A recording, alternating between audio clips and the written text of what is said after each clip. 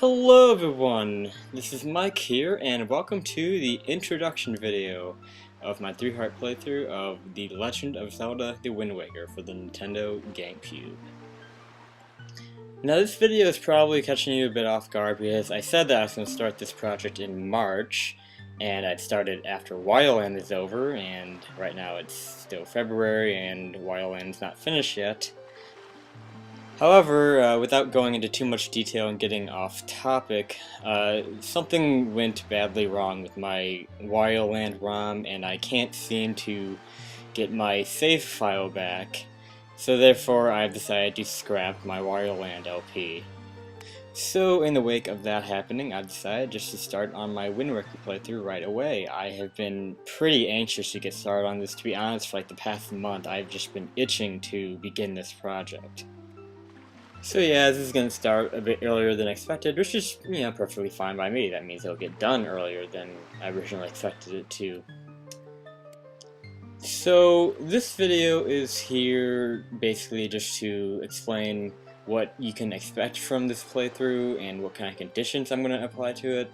Because, with the 3-heart run, it's kind of blurry to decide like what's going to be shown and what shouldn't be shown. So yeah, this is what I'm going to explain here. Now this game has a lot of optional areas in it that involve a lot of combat, so I'm going to try to focus on those as far as, doing optional things in the game, because of course with the 3-heart run, the challenge that comes with it is the higher risk of dying, so anything that puts me in danger of doing that, it'd probably be entertaining to watch and worth doing. So those kind of things are the things I'm going to be focusing on. Therefore, I'm probably going to explore the world pretty fully. I don't think I'm going to get all of the treasure charts, but I am going to try to get all the ones that involve a lot of combat to get them. Because if I recall, there are quite a few of them that you get by going into these places that are kind of like kill rooms. You have to kill all the enemies, and then you get a prize, and the prize is probably like a treasure chart. So I'll be doing stuff like that. I don't plan on doing the tree side quest where you have to plant all these trees all around the overworld, nor do I plan on doing this trading side quest because there isn't really any combat or anything involved in it, so I don't see the point. However, stuff like finding all the Big Octos and defeating them, I'm probably going to be doing that, because, that involves danger, of course. Now, one thing I'm going to be really careful with is pulling up treasures from the bottom of the sea, because there are a lot of things that lead to those showing up as prizes for defeating the Big Octos and stuff like that. Thing is, like, pretty often the prizes in those are the heart pieces. A lot of the heart pieces that you get in the game are done by pulling up treasures from the bottom of the sea, and it can be pretty risky for me to do that and accidentally pick up a heart piece, which I don't want to do.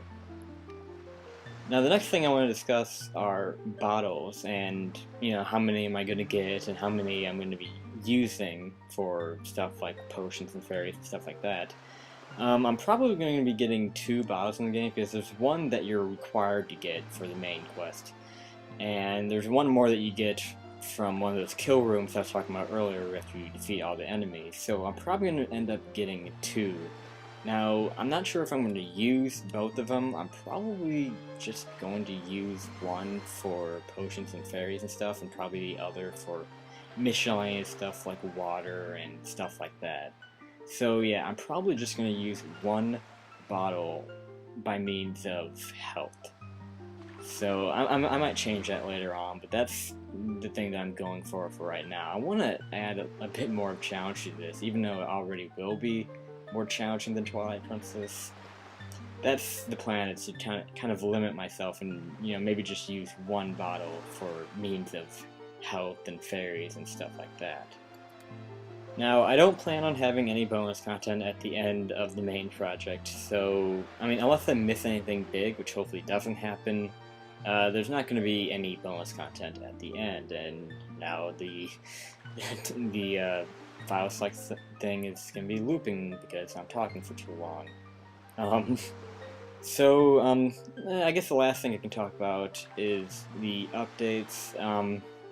Well, first of all, I'm not sure in the first episode this is going to be posted because there are a few things that need to be worked out, but, you know, it'll be fairly soon. Now, this will probably be updated every other day. It's going to kind of alternate with Donkey Kong 64, because that's the other project I'm doing at the same time. But I'll probably be kind of loose on that because, you know, now I'm working on 2 Let's Plays that will require, you know, quite a bit of work, and I am, you know, in school right now, and obviously, you know, school takes precedence over this. So I'm not going to be too strict about posting, you know, every day, but, you know, we'll see how it goes, and I'll try to keep it as steady as I can. But yeah, there's not going to be any structured schedule for this. I'm going to try my best to keep it, you know, maybe every other day or every, you know, 2 or 3 days. We'll see how it goes, but I think that's just about all I had to say. If you have any questions, of course, leave a comment. And yeah, I'm expecting this to be pretty damn fun. I am super excited about this. And I hope you are too. So this is Mike217, and I will see you next time, I guess, for the first episode of Let's Play The Legend of Zelda: The Wind Waker with 3 hearts. Peace out, everyone.